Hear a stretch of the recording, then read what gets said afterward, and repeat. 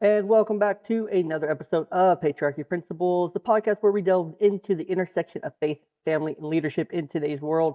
Designed, of course, with fellow fathers and other families in mind, we aim to illuminate the principles that guide us in protecting, providing for, and enriching the lives of our loved ones, not just in the present, but across generations. Grounded in values like integrity, stewardship, and wisdom, we explore what it means to lead and learn in a rapidly changing world. I'm your host, Jay, and today I have a truly insightful guest who is going to be bringing a wealth of experience and knowledge on mentorship, aging, and leadership.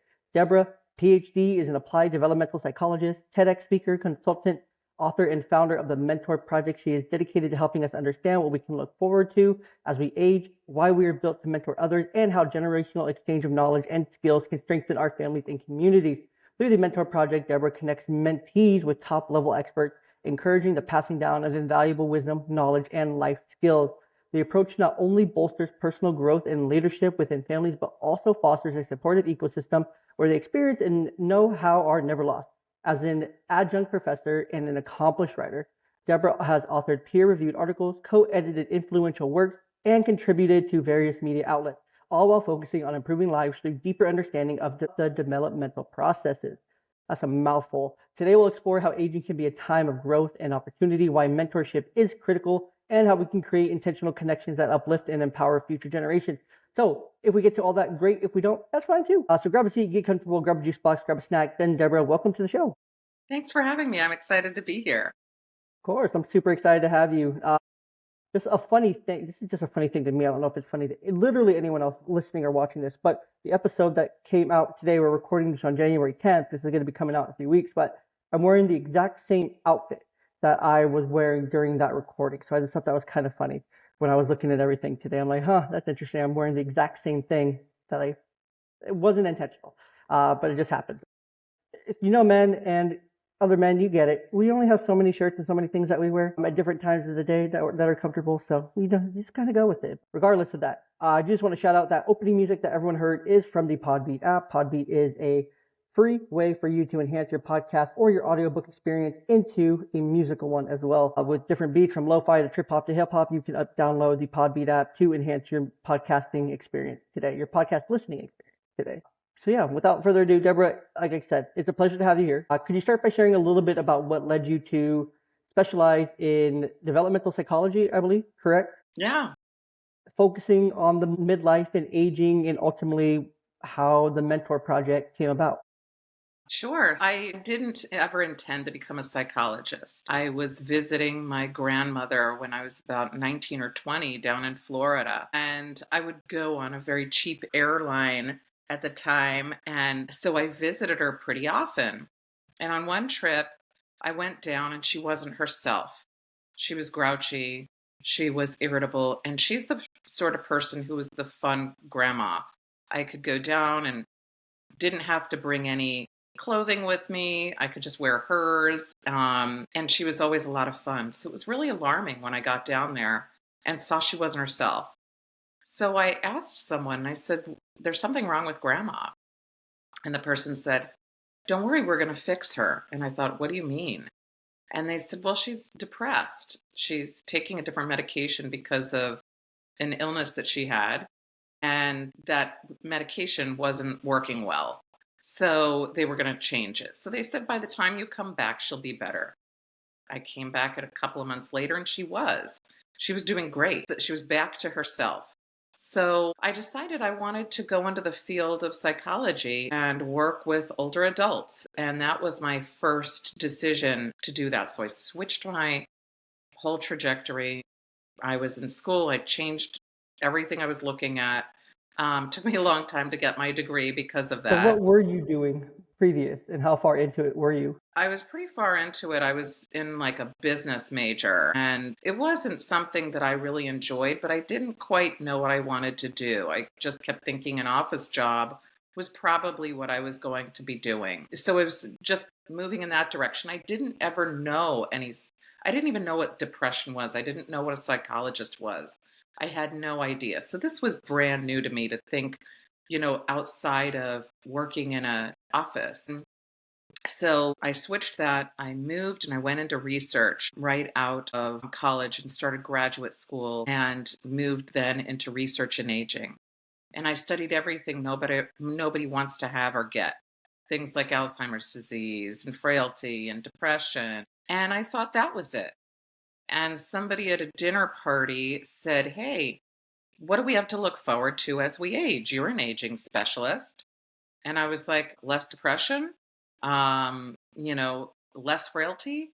And the person really opened my eyes to making me understand that if I can't find something to look forward to as we get older, that's not a great way to be an aging specialist. So I went back to the books and found a ton of research that had been done, a ton of work that had been done, but it was never talked about. So the media was really focusing on all the negatives about aging. But there was a lot of research that talked about all that we had to look forward to, like being happier as we get older. Things like feeling like a desire to give back without expecting something in return, leaving a mark in the world, making ourselves relevant. All of these things that weren't ever talked about, but they were on the emotional trajectory. So that's what got me working in mentorship, because in midlife, we hit a stage called generativity. It's a developmental stage, it's an emotional stage, and it's where we're built to want to give back. And that desire is as strong as when we are learning to walk or talk, when we're very young. And the three ways that we can give back are mentoring, volunteering, and philanthropy. And I chose to focus on mentoring because that's taking our own personal expertise, values, culture, traditions, all of that, and passing it on to others. So that's how I got to where I am now, looking at aging from a much more comprehensive perspective. Interesting. No, I have a peak interest in this when you start to talk about these things because I also have my master's in developmental psychology, and so I kind of understand that. But what I study primarily is, or did study, was children. Yeah. And now I apply that with working with youth and families. And so I prefer that stage of development because I think there's a lot of things that can be molded and you can work on the behavior patterns, you can work on the thought patterns, and really it's all patterns, right? Or at least as I'm learning now, for me at least what I see a lot of just patterns, especially I primarily work in behavioral health. And so I see a lot of patterns. Behaviors are patterns, right? What are these patterns trying to say? What are these patterns leading to? So that's more what I really enjoy doing myself, but that's unrelated here. What I really want to say as part of that and what you specialize in is I had when I was 7, 8, maybe 9 years old, somewhere around there. I was pretty young. I had two great grandparents that both passed away because of Alzheimer's. One of them who I'm named after, and they passed away when I was really young because of Alzheimer's. And I remember going. I vaguely remember it. Of course, my grandma has a better memory. She was the one raising me, and it's her parents. But I vaguely remember going and seeing like my great grandfather, and he couldn't remember. He couldn't remember anyone's name, and he would talk to like my great aunt or my grandma as if he was like talking to his wife still, who had passed before him. It definitely was a steep decline after she passed, and it just he just wasn't the same. He couldn't remember names. He couldn't remember a bunch of things, and it was just really rough for him, really rough. And so I remember these things, and I've always had that peak interest. And your story sounds very similar to mine. When I started school, I started off as a special education K through 12 major, and I was like, oh, this would be great. And then I had a teacher that scared me off of it, and then I went to business, and I couldn't pass freaking accounting, like 101 or 102 or whatever, 201 or whatever the frick the class was. I couldn't pass that thing to save my life. I'm like, yeah, this isn't for me. Then I dropped out and started working. And then I went back and I was like, oh, well, this field sounds cool. Something I want to get into because I want to help people. I want to do something. I want to, of course, that like you're saying, give back. Because I want to be able to make an impact on kids who also struggle, that also had these difficulties growing up that I did. And I want to be able to make an impact on youth and families. And how can I do that? And that was the kind of the path forward. Luckily, my bachelor's only took like a year to complete before going into my graduate because I had so many of the credits from special education transferred over to my bachelor's degree. And so I was like, yes, This is going to be so easy. I'm pretty sure I told my academic advisor, tell me whatever you can. Tell me whatever degree I'm going to have the most transferable credits to, and I'm going to have to spend the least time working on. And we made it work. It was great. But fast forward to today. Recently, I was interviewed for a Wall Street Journal article called, and I want to get your thoughts on this. A Wall Street Journal article called, what was her premise? She was talking to people, and how the heck she found me and my podcast, I'll never know. But she did. And she wanted to talk to me about if like millennials are feeling, specifically if we're feeling middle age sooner and what that middle age looks like, and if we're hitting midlife crises sooner and the stress and whatnot of that. The question she asked me is, do you feel older than you actually are? I'm like, well, yes, in some ways, but no, in a lot of ways. And I specifically mentioned, well, I was raised by my grandparents, which kind of forced me to be a little bit older and to talk a little bit differently and to think a little bit differently. Because instead of being raised by someone who grew up in, the 70s and 80s, I'm being raised by someone who grew up in the 50s and 60s, a generation before. And so two generations away from where the heck I am as a millennial. And I was like, yeah, I resonate better with older people because they're way cooler. They're more focused on, trying to share stories and to communicate and to get things out. And a lot of them are a lot more relaxed, those older adult population, which is really interesting. And then I said, I feel older in some ways, but not in other ways. And I'm pretty sure I confused the lady and she wasn't really sure what to write at the end of the day about me and my contribution there. But it was an interesting perspective. So do you think, I guess the question here, do you think people are more today focused on midlife and aging than they have been in the past? I think that, I started in the Wild West of, no one looked at aging. Aging was really something that was not in the media. We didn't see people in movies who were older, in television who were older, particularly women. So we are seeing more being written about. I write about midlife and beyond. There are more people like me that are in the field. So we're seeing more about it. Does that mean people feel older? No. It means we're just starting to get more coverage in the media. Part of that is because the baby boomers said, hey, I want to be relevant. And so they started to demand, I want to, and they were going online. They were writers. They had jobs. They were in the media. So that started to change it all. But it's, a lot of people don't understand development. And you can really work with a baby and say, okay, I want you to start to walk early and do all kinds of efforts that'll get that baby to walk early or do something like that. And kids are gonna walk when they walk. That is a developmental milestone that we expect with kids, and talking also. It can happen in a range for people, right? Some will start at 6 months, some at 16 months. It's all normal. But when we get to emotions, people start to think that it's different in some way. That when we have an emotion involved, that you can somehow alter that in a way that's different from a physical trajectory. And we really can't do that. So are people feeling older? No, they're seeing more older people. They're acknowledging more older people. They are interacting a bit more with older people. I think that that's really what we're seeing is more of an acknowledgement of aging. Most definitely. No, and I don't think it's as scary for people to age as well because we can clearly see people who are well into their 60s, their 70s, their 80s that are looking great. They look great. They have energy. They are active. You would never guess that they were 80 when they look maybe 60 and they feel great. There's a lot of people who take really good care of themselves and look absolutely phenomenal for their age. One I'll mention because we're on Patriarchy Principles and I can. RFK Jr. He's like 70 something. And he's more in shape than I am. I'm 30. He's more in shape than most 30-year-olds. Majority of 30-year-olds probably. So it just goes to show, it's about how you take care of yourself, that longevity is possible. And, age is really just an arbitrary number because you can do things to make yourself feel better. You can do things to make yourself think better, behave better, and do things differently. And it's really cool because we're not limited to the age. I usually think personally, like, oh, as I get older, I'm going to be, be walking around with a cane and back's going to hurt. I'm going to be hunched over and kind of things. And that's not necessarily the case now for how I view it. Because I'm like, oh, well, if I get older, I'm going to be fine. I'm going to be fine. I still walk, stay active, do things. Like, I'll be fine as long as I do some pretty simple things, and I'll be pretty okay.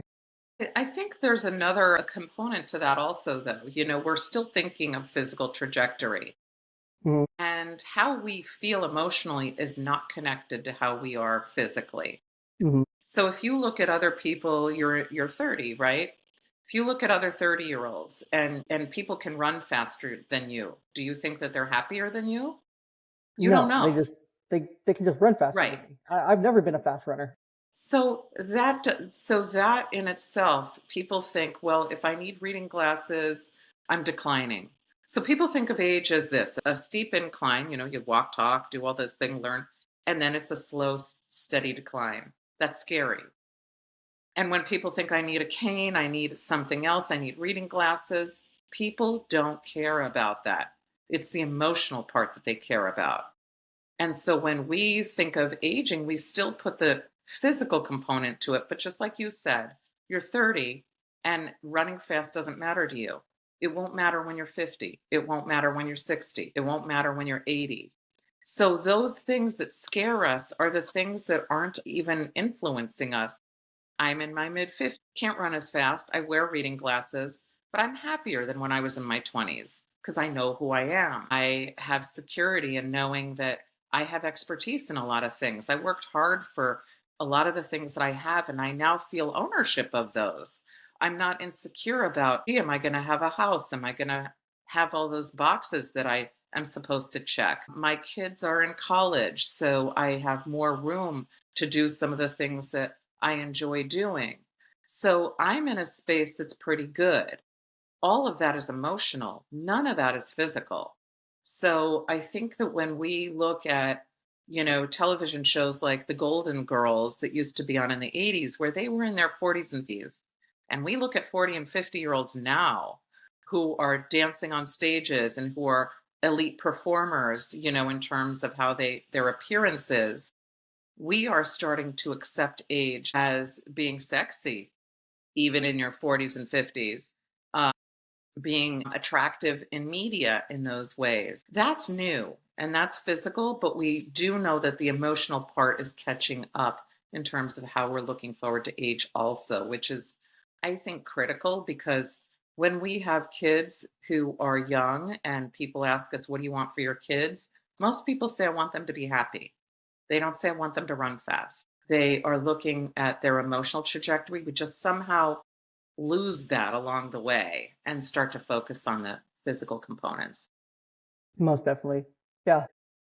Just to go back to the whole age thing, how it's been like normalized. Like for men at least, we saw Tom Brady lighting up the NFL at 40. We saw Aaron Rodgers back this last year in the NFL coming off an Achilles injury, rupturing his Achilles, coming back playing NFL football on the field. Yeah, he has some salt and pepper in the beard, but who's not going to have salt and pepper in the beard at 40 unless you're cleaning it up, um, kind of thing. And he was still out there. He still had a couple really good games. Aaron Rodgers, I think, is washed personally, but that's another podcast for another time. We see these dudes who are in their late 30s, past the quote unquote athletic peak. Because there's that peak, is if you're after 30 in any of these professional sports, at least how I was raised, if you're after 30, it's downhill from there. You're not going to be athletic, you're not going to be as fit, you're not going to be as fun, you're not going to have as much energy. Like 30 is like 30 is like the cliff that you fall off of, right? And then 40, you keep falling. You just keep falling every 10 years. There are things, of course, biologically that happen. Testosterone starts to lower and these different things start to lower that, you can work through, with what you eat and how much exercise and whatnot, things like that. But it's not as bad to age because we can look at the point, like you're saying there, it's like we can look at it and be like, oh, it's really not that bad. You look at someone in It's the media actually and you're like, good. People yeah, are happier as they get older than yeah, they are when they're younger. I'm in my 50s and I'm happier than when I was in my 20s. I tell my students, you can run faster than me, but I'm happier than you.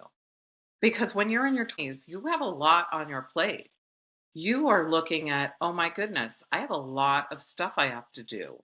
And am I going to do it well? And am I doing it right? Am I on the right path? There's a lot there that you have in place by the time you're in midlife. So again, it's not the physical stuff.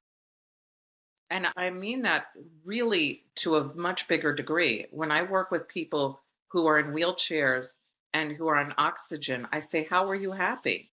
And they say, "Well, I get to do still things that bring me a lot of enjoyment. I get to see my grandchildren or I get to read. I can still do a lot of the stuff that I enjoy, even if I'm not mobile." And people have a hard time understanding that people can be happy without being as physical as they once were. And that is really the case as we age.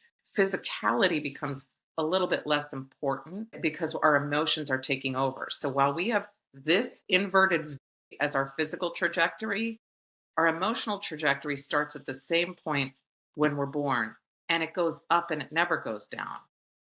So we're always getting more emotionally advanced as we get older, even while we're getting more physically advanced. And that starts to take over some of the things that we find important when we're younger, which are more physical.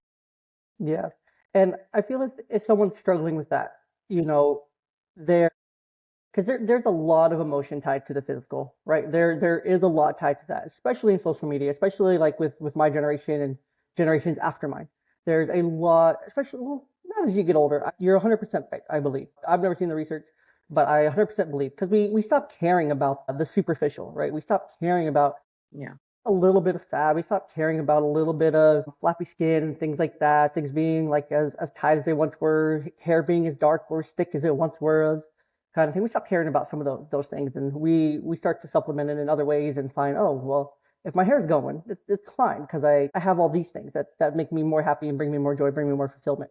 But I feel like for someone in their like 20s and possibly in their 30s too, that there is a lot tied to that physical, right? There is a lot of emotion that comes with that physical. If you don't look a certain way, feel a certain way, present yourself a certain way, wear a certain thing, like looking a certain way is really big.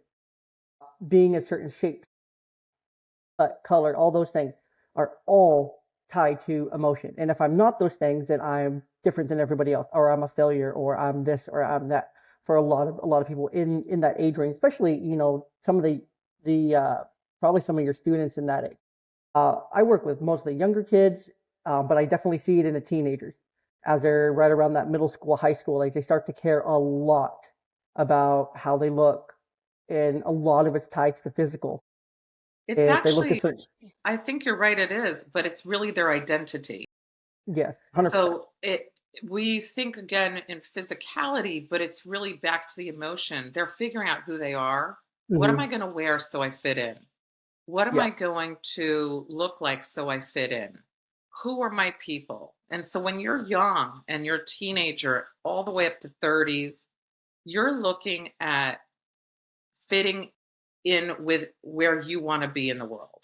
That's Hmm. where you're saying to yourself, I'm going to expose myself to as many things as I can and as many people as I can. And that's where that a lot of those insecurities are there, but then those start to fade when you start to get to your group of people. And then you sort of slough off some of those superficial friends and you slough off some of those superficial experiences that don't matter to you as much.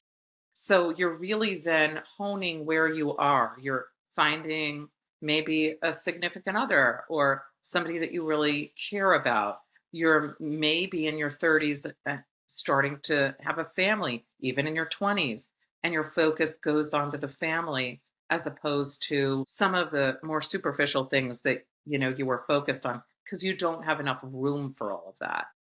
And then that moves when you get into your phase, like in the midlife range, where you know who you are.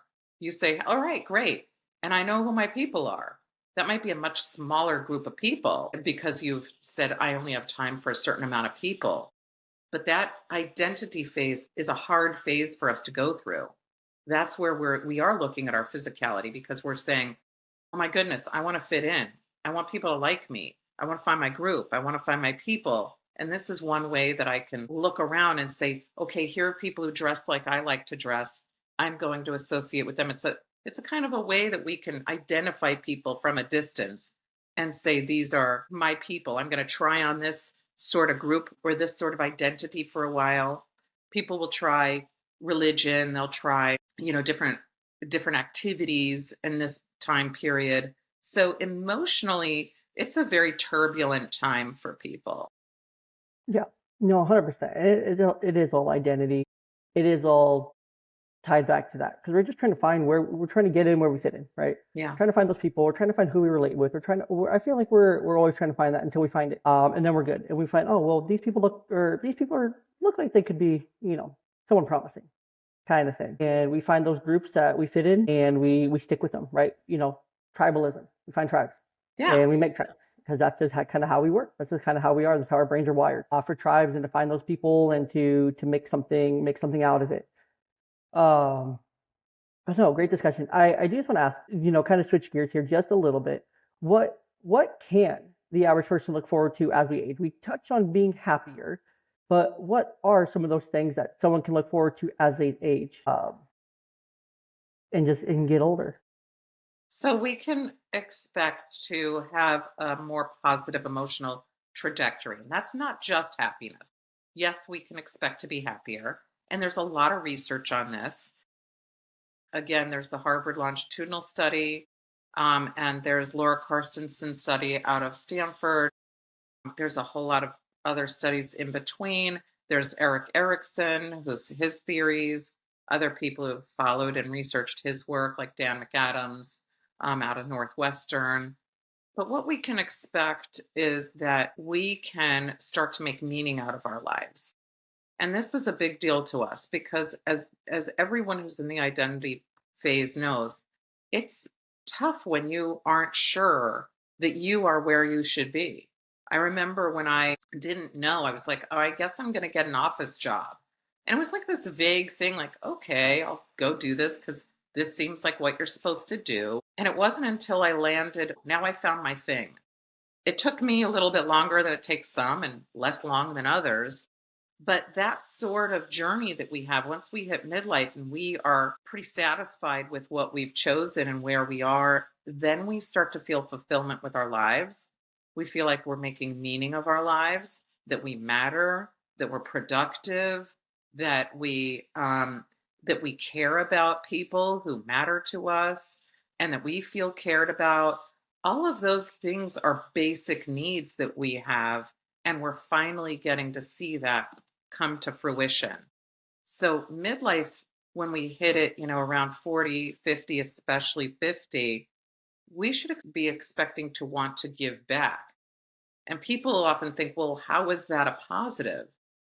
But it really is a form of immortality. If I'm giving back to people and it's living inside somebody else, or it's resonating and being carried forward by somebody, that means I mattered. That means that I did something valuable with my life and that my being here on this earth was important and that it mattered. So that's what we can really look forward to as we age, not just checking boxes, but finally reaping the rewards of all of those boxes that we've checked. Yep. No, and there are a lot of check boxes as we go through life. And I apologize to anyone watching. I'm having light difficulties. This light keeps glitching. I keep trying to move it and adjust it. So I apologize for that. Just switch to an audio version and you'll be just fine. But yeah, no, we are always looking for something, right? And there's something that's drilled into, especially to a lot of men, is how are you going to leave your legacy? What are you going to do to leave your legacy? What are you going to do to leave lasting impact? And there's always a big focus on that, especially for men. I'm not sure for women because I can't speak to that. I'm not a woman. I'm a man. Can't speak to that. But for men especially, it's like leave your legacy. Do things that you can leave your legacy with. And it makes sense that people, as they get older, they get to that midlife, they want to give back, right? There are several presidents who said, after you get to a certain point in life, you've done your thing, you've raised your kids, you made your money, go and find a way to give back, right? Go into public service, go into volunteering at your church, go and do something, right? Don't just hold on to all the things you've learned along the way so far. Go and give them back to people. Go and give them back to society. Go and give back. Be something. I think it was the first Bush that we had. That's what he said to his sons, and then his sons kind of passed that and talked that on. That was kind of the Bush family. I want to say it was the Bushes, but I'm really not sure. I could be totally wrong on that. Feel free to jump in the comments and tell me if I'm wrong or right on that. It's something around those. But no, it's so important. So to give that generational, wisdom and whatnot, and pass it down. So you also talk about generativity. It's generativity. generativity. What is generativity? Because obviously I couldn't even pronounce it. So what is it, and why is it crucial for leadership and guidance and passing of the values and skills from one generation to another, especially as you get to that middle age that kind of point in your life? Generativity is an emotional developmental milestone. And by 50, you should really expect to hit the stage of generativity. And I'll tell you an example of how generativity kicks in. If you've ever seen the movie Scrooge, Charles Dickens' A Christmas Carol, Scrooge was a guy on paper who had everything that he should have needed. He was a self made guy, he lived in a mansion, and he had people taking care of all of his needs, but he was miserable. So checking the boxes don't always matter for us. It wasn't until he started giving back, and he gave back without expecting anything in return. He took care of Tiny Tim and Bob Cratchit's family, and that's when he got happy. That's generativity. So generativity is caring for someone without expecting anything in return. And it happens just like it did with the Scrooge example, like this. As soon as we start to find meaning in giving to somebody, that's when we feel connected, valued, that we matter, all of those good things that we crave. So we can give back through generativity in three ways: volunteering, mentoring, and philanthropy. And not everybody feels that they can give in the way that they'd like through philanthropy. We all do it. We round up, we do things, at the cash register, we give $1 here and there. That's philanthropy. Volunteering is where we all do it. It's doing whatever we enjoy doing for no pay. That could be a docent at the zoo, it could be volunteering at a soup kitchen, whatever it is that a person enjoys. Mentoring is giving a piece of yourself. It's the values and the culture that our grandparents pass on to us. It is the wisdom that gets passed to us from people that are in our houses of worship. It is those kinds of things, as well as in terms of our personal life and our work life. So it can be that somebody is passing on information that is their expertise that they've honed over time, like an accountant or somebody in the workplace. It can also be that we turn to our left or to our right, and we're getting wisdom from somebody that is lateral to us, who's not above us in hierarchy. So I focus on mentorship because it's the one area where we get to choose the recipient, our mentee, and we get to choose the legacy that we want to leave. So we're choosing what we want to leave and to whom we want to leave it. And so that can be, hey, I want to give back all of the holiday traditions that we have every year, or the values that my religious base, has. Or it can be, I want to keep the wheel turning with some kind of work that I do, or I want to do something community based. Whatever it is, it's endless, the opportunity for mentorship. It's just absolutely limitless. So that's why I chose to focus on that. And that is one of our most remarkable developmental stages, because we are everything we've amassed over all of those years of our development and growth on our life journey. It's finally the point where we get to put it out into the world and leave our mark. Very cool. I hadn't known about that. I probably didn't know about it. I probably should have paid attention close enough when we covered that. But that's okay. It sounds like mentorship is also the one we have the most control over, right? Well, the second one we have the most control over. Because philanthropy sounds like it's very kind of superficial. Not super, I don't want to say superficial, but it's very shallow. Not, I don't want to say shallow either, because that sounds bad. It's a good thing, but it's not as deep and impactful, I guess, is a good way to put it there. It's just, sounds like it's kind of monetary in a lot of ways and monetarily based, which isn't for everyone, right? Volunteering, you just kind of show up, and that one's definitely in control as far as time, but it sounds like mentorship is definitely the one that has the most like control, the most that you get to give and what you get to do and how you can actually create something lasting and something that goes on for generations to generation. I could think back, and I have had I think of how many like great mentors I've had.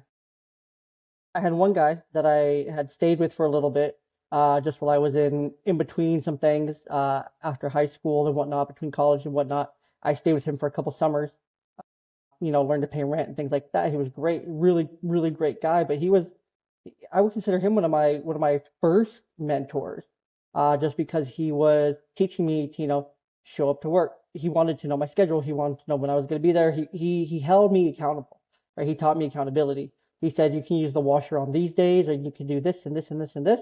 And this is kind of your expectation here. Very, very kind gentleman, very, very gracious, but just he had the expectations, and he expected me to follow and help me learn and, transition to manhood, transition to adulthood. It was fantastic.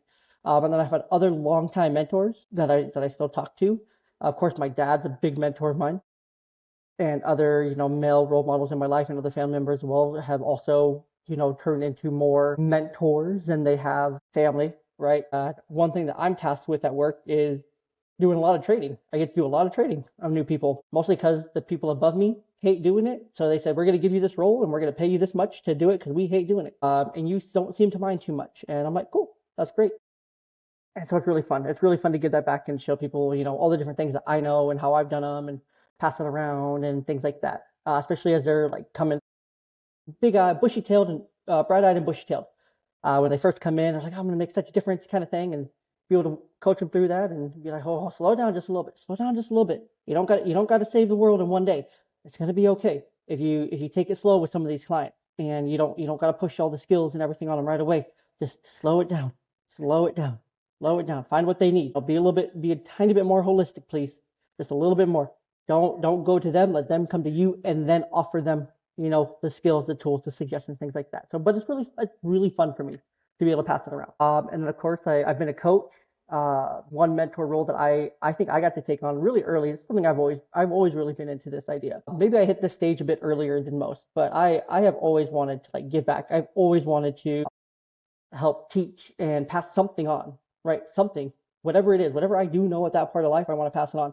When I was like 20, 21, 22, I ran a Sonic drive-through, like the restaurant, the fast food chain. I ran a Sonic. I was what, 26? Yeah, I had to be like 21, 22. I was super young. But I had kids working for me. Legit kid, 15, 16 years old, 17-year-old. They were so young. They weren't even out of high school yet. And I had these boys, especially. I remember a few of them. I want to say one of their name was Nick, one of their name was Steven, and I had a few more, right? And I really took those kids under my wing. I really took those kids under my wing. Even though I was still a kid myself, I mean, I didn't even have a fully developed frontal cortex. I was not even 25. But I just took so much responsibility for these dudes to make sure that these kids, all the kids that were working for me, to teach them, hey, you show up late, you're going to be held accountable. Yeah. You got to show up. You got to do the job that I'm asking you to do. Show me what you can do. Show me what you're capable of. Impress me. Because a lot of them, were being told, well, you got to work to make money if you want to earn something, if you want to do this kind of thing. They were kind of being told, you do this to get this kind of thing. You're kind of on your own, grow up, and being pushed. And they were just phenomenal kids. And I just was focused on giving them a chance to really prove myself wrong and to prove everyone around them wrong, that they are fully capable of doing this job better than someone older than them that, says, oh, I can do it better than the kids you have working here. No, you can't. These kids are fantastic. These kids are phenomenal. They do everything and then some that I need them to. And guess what? They're really quick too. They're fast. They can move. And they're just fantastic kids. And so I've always kind of had that, what I want to do. I love coaching. I absolutely love coaching sports. It's so much fun just to make an impact and to have fun with them and to, pour into these kids and in so many different ways. I just thoroughly enjoy it because it's so fun. And now just in my different roles and different things I do, I always find ways to talk to these kids and talk to the different kids I work with through the various different things I do and be like, hey, look, you're having a hard time or you're going through this or, a young man, shouldn't act like that. A young man shouldn't do that. A young man should act like this kind of thing. And you should do these things and be able to pass on those things of like manhood. Because I do work with a lot of kids, a lot of boys, especially that don't have fathers in the home. And so I get a really unique opportunity to work with these boys and, kind of be that symbol of manhood, right? And be an example to them. And so I've always kind of taken that role on. So maybe I developed a bit early in that way. I don't know. You tell me, you're the expert in this. don't tell me right now for time's sake. We don't got to get into all that. Please don't. Please don't ask me. Uh, in your experience with mentoring, you've had a lot of experience with it. What makes a good mentor? And I know that's a very broad question. What makes a good mentor? But specifically, how can fathers and leaders, what are some of those qualities of a good mentor that fathers and leaders really need to have for to become effective mentors within their own families and within like the communities around them? So let me define mentorship from the Okay. perspective of mentor and mentee first, because that's usually helpful. Because it's the term mentor is used so loosely that it's confusing for everybody. They think, am I doing it right? Am I? But it's something that it's like walking and talking. It's, you don't have to do something right for a baby to learn how to walk or talk, right? They're going to do it. So mentoring is something that we're built to do. So here's what it is. It's first, you need somebody who's generative. They want to give back something that they're an expert in. And they want to do it without recognition. Nobody ever has to know. It's something that if I were to mentor somebody and no one ever knew, I'd be okay with that because I'm trying to get my knowledge into somebody else. So the mentee has to be there and they have to want to accept it. So I could say, hey, Jay, I'd like to give you all this expertise and information that I have. And you might be like, I don't want it.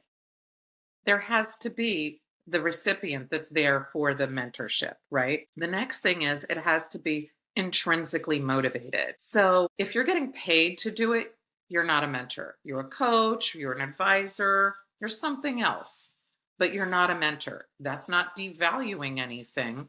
It's just that it's not mentorship.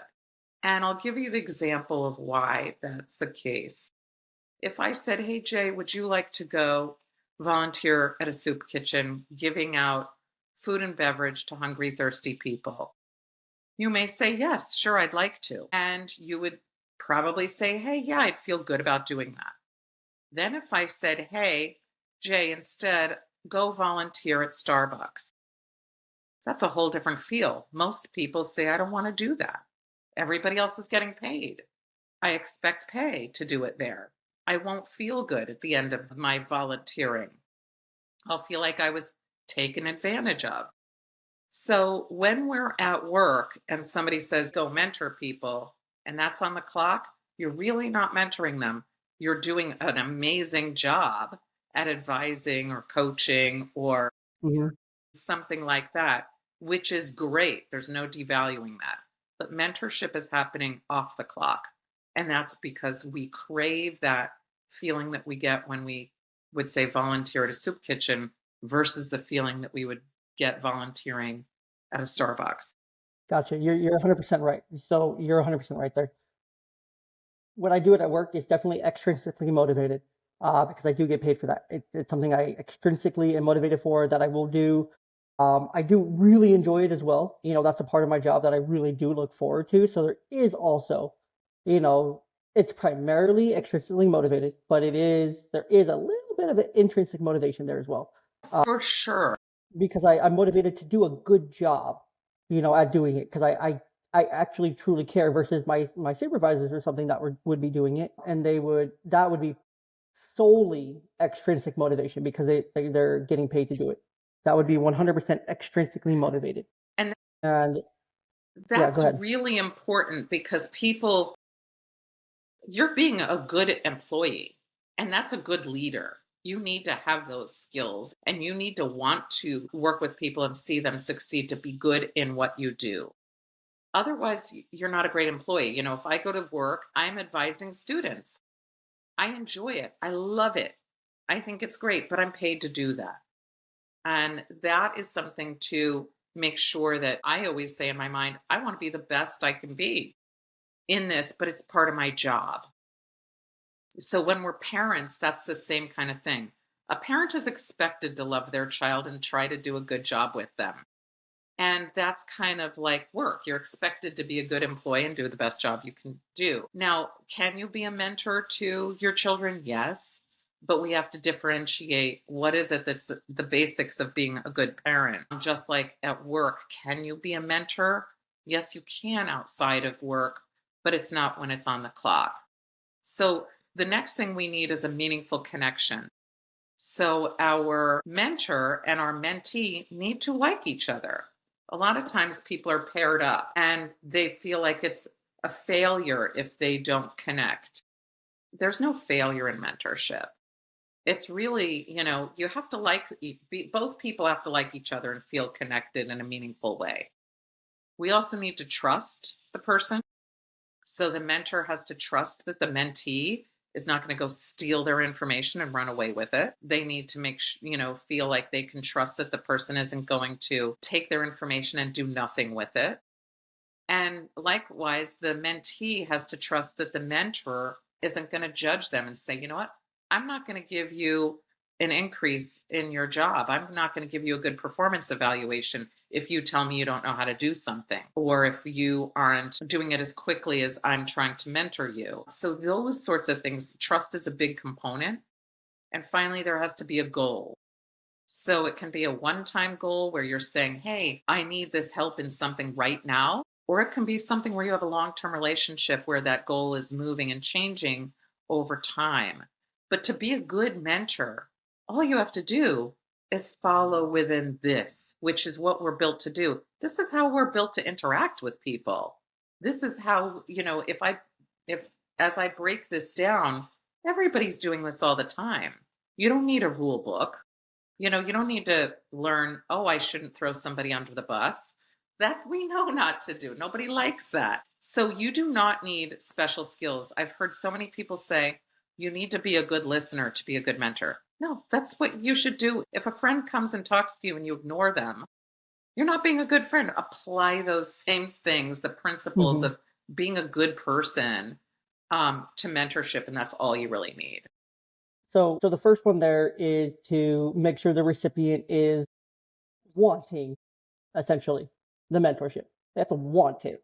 And that's kind of true across the board for most things, right? That you want to learn or need to learn is you have to want to learn them. Ain't nobody, and you know this, ain't nobody going to learn something. Ain't no one going to try to, change their behaviors, change their patterns, work on their emotions, apply coping skills or anything like that if they don't want to. They're not going to show up to therapy. Well, they may be showing up to therapy, especially if they're a child. Trust me, I've seen it plenty with children. But they're not going to actually do the work if they don't actually want to. If they don't want to do it, they're not going to do it. And that's across the board for, I want to say, all humans. For as fathers, there's a lot of things that we do that we don't want to do, but we do them because we love those around us, our significant others, our children. Like we show up and we do the things because we know we have to be there. We know we want to be there. We know it's important to other people. So there is a extrinsic motivation, or well, there's a because we have to. It's not even a motivation. It's because we have to kind of thing. And sorry, I got distracted there for a second. Yeah, and then the second part there is there has to be a connection, right? Or there doesn't have to be a connection. There has to be. If you are, think about it in any kind of capacity. You talked about, at work, you're connecting with the people that were working under you. And you can see the difference when you tell somebody something or try to give somebody information. If I said to you, hey, Jay, I'm going to go, let's connect and work on stuff. And you say, you know what, Debbie's nice, but I don't know, not she's not my person. I don't really want to spend time with her. That's how it is with, if you think about it, even with friends. Is every single person that crosses your path somebody that you want to spend your time with, that you want to actually tell them some things that are super important to you? No. Does that make them a bad person? Are you a bad person? No. But we need to be meaningfully connected with people where if I'm going to say to you, Jay, I want to give you all of this stuff that matters to me and it means something to me, and I don't think you're a great person, I'm not going to be motivated to really do that. And likewise, if you're the mentee and you're like, oh, I'm trying to be nice to this person, but I don't really want to learn math from this person. That doesn't mean a lot to me. Or that person's nice, but I just don't feel that comfortable around them. I can be polite, but I'm not really excited to meet up with them. It's not going to work. And so a lot of people try to force that. And that's where there can be a breakdown in it a little bit. Last question here, and then we'll wrap up. or second to last question. I have one more that I want to ask you, but bringing generations together. So to bring the generations together to solve challenges, how does the mentor-mentee relationship bridge those generational gaps? And what impact does that typically have on the issues, possibly whether societal, spiritual, or even moral, that young people face today? My thinking on that, just asking that question, is that there's nothing new under the sun, right? There's nothing new that someone somewhere hasn't seen before, right? What you went through when you were 30 is probably going to be pretty similar to the things I go through now that I'm 30. More or less different circumstances. I'm 30 in 2025. You were 30 you said you're 55 20 years ago, 2005, right? Big difference in time, right? Big difference in just what the world looked like 20 years ago. But there's probably not going to be too many things different that we can't relate to with each other, right? So that's kind of my thinking on that, but please, if you would. So, the way that it bridges gaps and it keeps things going is that we take for granted all of the things in our culture and our values that are passed down to us.